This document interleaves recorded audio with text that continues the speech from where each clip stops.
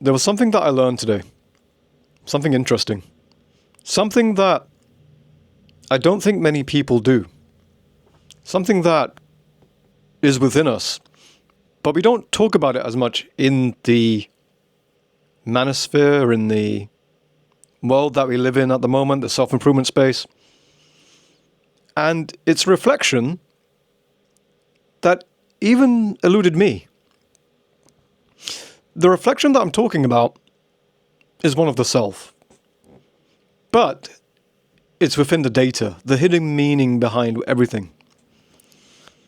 So a friend of mine came yesterday to the shop that my parents have, and basically one of the things that was very interesting was that, he said, well, you've been out of work now for all this time, and money's going to get tight and all this kind of stuff. And I'm like, yeah, man, I think about it every day.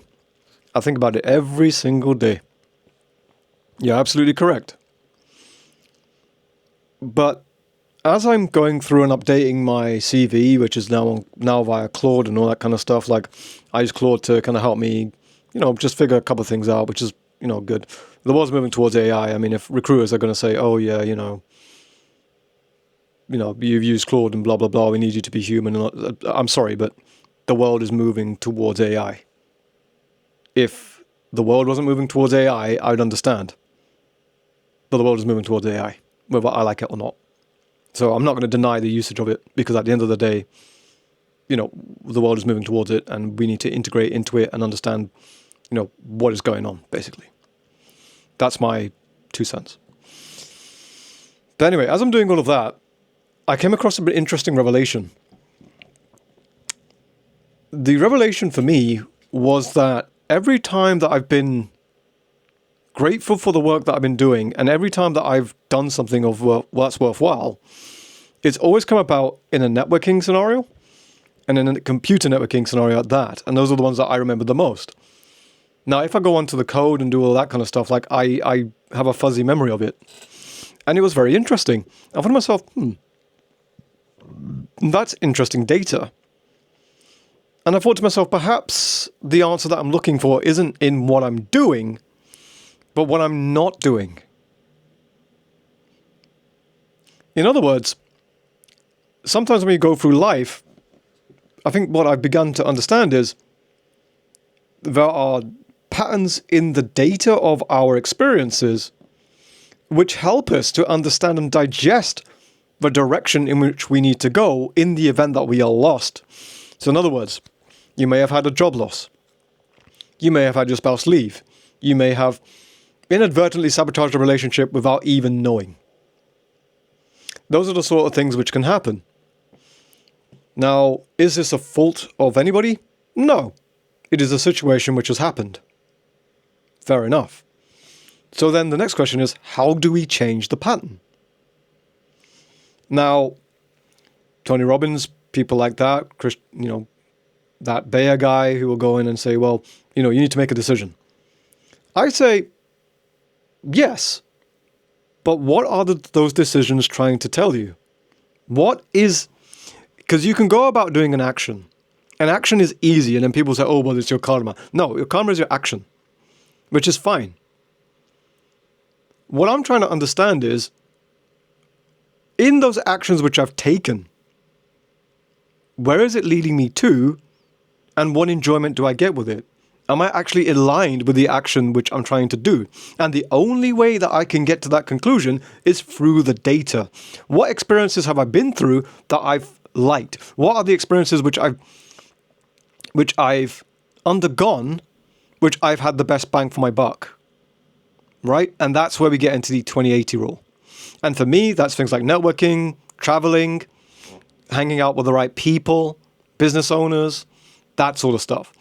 That's the sort of thing which helps me to come alive, right? Helping people, getting that information out there, right? Because at the end of the day, if we didn't help anybody, what would be the point of it?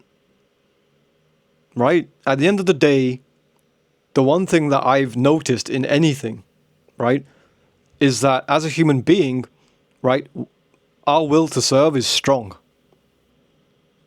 Our will to serve is strong. Be it the stranger in the street, our mums, our dads, our grandmas, anybody, right? As human beings, we live to serve, right? And that includes ourselves. A lot of people forget this, right? Sometimes we do ourselves a disservice by sleeping late. Yesterday I slept very late. Yesterday I slept at just over 2 a.m. I didn't even brush my teeth. Right? Which is disgusting. It's not a habit that I endorse, right? But my point is, it's changeable. Because I believe in change. Right? The situations that we're going through now, all these layoffs, all this stuff, wars, whatever, it's changeable. Just not by us. Because of the external factors. But we can look at it and say, well, there are opportunities here. Same with the internal. There are opportunities here. There's always an opportunity.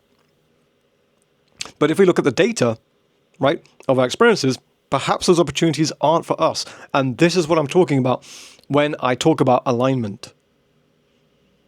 Sometimes, in order to be aligned, we have to be quiet and just retreat and perhaps do something different to what we were going to do with our devotion, right? So, there's this guy on the internet who does Sanatan Dharma readings, right? And it got me very interested. Why? Because to just act is selfless. Right? They say, oh, do act. No. Don't act unless you understand the pattern of the data. Because every action does have a reaction, but at the same time, I can understand the patterns which are in that decision. That decision is data. And if it's data, that means the data can tell me a signal. If there's a signal in the pattern of the data, it means something is happening. Now, if something's happening, it can be positive or negative. That's the key. That's the voltage, right? Now, if it's positive, we probably want to be doing more of it. If it's negative, why are we bothering? And that's the one thing that I've learned throughout these 2 years, unemployed, looking at different systems, looking at different things, that I think is the connecting key, the connecting factor. So people will turn around and say, oh yeah, well, if you're in your 20s, you need to go out and work and all this kind of stuff. Yes, but there's one thing that negates it all, which is the experience. What is your experience of work? If you're going to work somewhere which you hate, you're not going to do a good job, are you? Right? I think about it that way, right? Because that's the data which I've got. The data which I have is, well, screw this job, I'm not going to be here anymore. Why? Because I don't like the working conditions. Oh, I don't get along with this person. I don't get along with that person. Blah, blah, blah, blah, blah.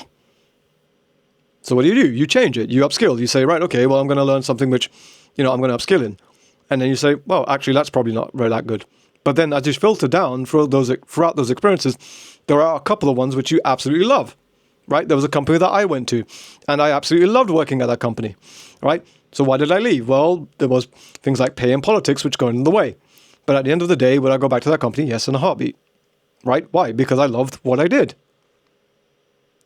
And it taught me that sometimes the best decisions that we ever make in life is not to leave the position, but to expand and grow within it. Right? And that was my mistake. I went to this company. I loved the people. Right? I loved not necessarily the people, but I loved what I did. Right? And then I was 20 grand underpaid. So I ended up going for another job. And that was one of the worst mistakes I ever did. I should have just stayed, because at the end of the day, during COVID, despite being 20 grand down, it would have given me longevity. And this is the one thing which is very, very interesting. We go for the money, we go for all that stuff, which is great. Absolutely no problem with that. But does it grant us longevity? And in this current market, there's not that much stuff which grants us longevity. So I thought to myself, well, if the data suggests to me that, something like computer networking is more aligned, and I can see that within the data, right, through my views, through my other channel, for example, then it's telling me that there's something probably here that I'm missing or I'm not understanding in that experience. Could very well be that I don't have enough qualifications. Could be that people don't trust me on the job, whatever. It doesn't matter.